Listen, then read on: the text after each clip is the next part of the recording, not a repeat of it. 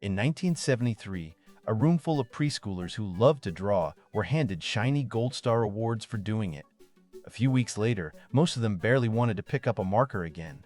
Nobody yelled at them, nobody took the markers away, and the award itself was a good thing. The reward quietly killed the very love it was supposed to celebrate. By the end of this, you will know exactly why paying yourself for something you enjoy makes you enjoy it less, and how to reward yourself without wrecking your own drive. I'm Atlas. I coach discipline for a living, so let me break a rule you have believed since kindergarten. Reward the behavior you want more of. Is not always true, and for the stuff you already love, it can backfire hard. Here is the loop to hold on to. The moment your brain expects a prize for what it used to do for free, it stops calling it play and starts calling it work. And I am about to show you the machine that does it. Let's go back to that 1973 study, because it is one of the cleanest experiments in all of psychology. 3 researchers, Mark Lepper, David Greene, and Richard Nisbett, ran it at Stanford's Bing Nursery School. They found 51 preschoolers who already loved drawing with colored markers in their own free time.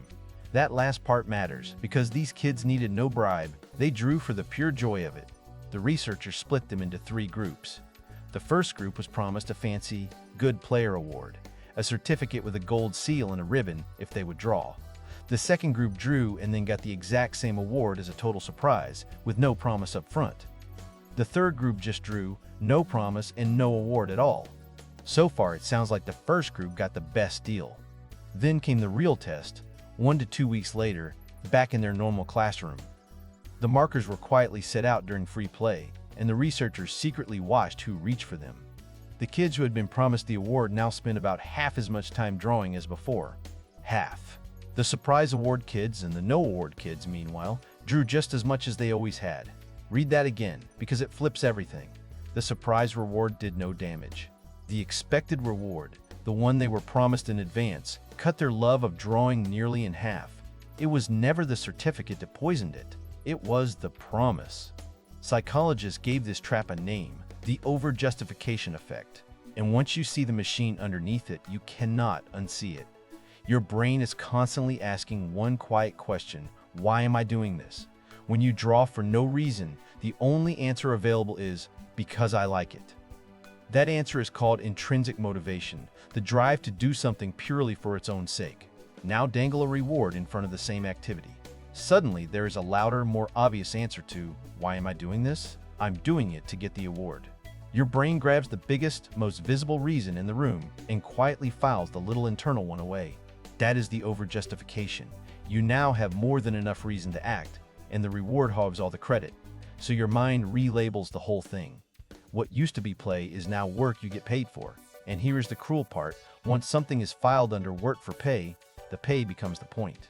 Take the reward away, and your brain shrugs and asks why it would keep doing unpaid work. The internal spark that used to run the show gets benched, and nothing steps in to replace it. That is why the promised award kids drew less even after the awards were long gone. They did not lose the skill, they lost the reason. Now maybe you're thinking, sure, those are little kids. My grown-up brain is smarter than that. It is not, and there is a study that proves it. Back in 1971, a researcher named Edward Deci sat college students down with a puzzle called the Soma Cube. It is a Rubik-style block puzzle, and these students genuinely liked solving it for fun. He split them into 2 groups across a few sessions. One group got paid $1 for every puzzle they solved. The other group solved the same puzzles for nothing. Then came Deci's clever twist. In the middle of the session, he left the room, telling them they could do whatever they wanted while he was gone. Magazines sat on the table, the puzzle sat on the table, and nobody was watching or paying. This free choice moment measured the only thing that matters: what they did when no reward was on the line. The students who had been paid now walked away from the puzzle sooner. The unpaid students kept playing with it, because for them it was still fun. The moment the dollars stopped, so did the paid group's interest. Same puzzle, same people, and the paycheck had quietly hollowed out the fun. One study could be a fluke, so let's talk about the mountain of them. In 1999, Deci and 2 colleagues, Koesner and Ryan, pooled the entire field into one giant meta-analysis. They combed through 128 separate experiments on rewards and motivation. The verdict was blunt and consistent. Expected, tangible rewards reliably undermine intrinsic motivation for tasks people already find interesting. This is not one quirky result from the 70s that fell apart later. Plenty of famous psychology has crumbled in the recent replication crisis, but this effect held up across all 128 studies. The debate among scientists now is about how big the effect is and where its edges are, not about whether it is real. It is real, and it is quietly running in your life right now. So before you swear off every reward forever, slow down. Because this is where people get it wrong. Not all rewards are poison. The research is very specific about which ones hurt. The damage comes from one exact recipe, an expected, tangible, if you do X, then you get Y reward, stapled onto something you already enjoy. That is the combination that makes your brain relabel play as work. Change any ingredient and the poison mostly drains out. Fix number 1. Kill the if-then. A reward you did not see coming does no damage. Remember the surprise award. Kids were completely fine.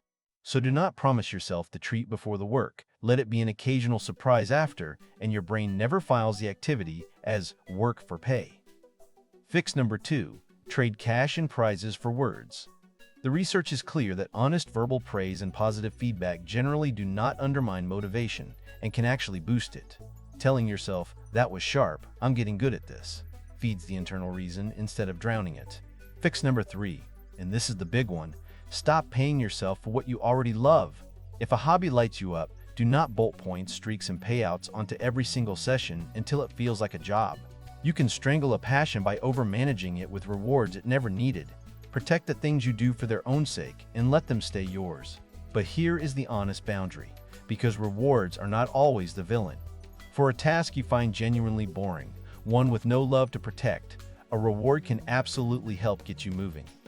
There was no spark there to crush, so paying yourself to file the taxes or do the dishes is fair game. And remember, this whole effect hits kids harder than adults and hits already fun tasks hardest of all. So the rule is not, incentives are evil.